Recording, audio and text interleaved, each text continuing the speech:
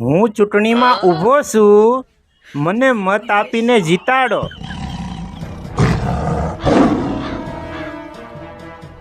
કઈ પાર્ટી?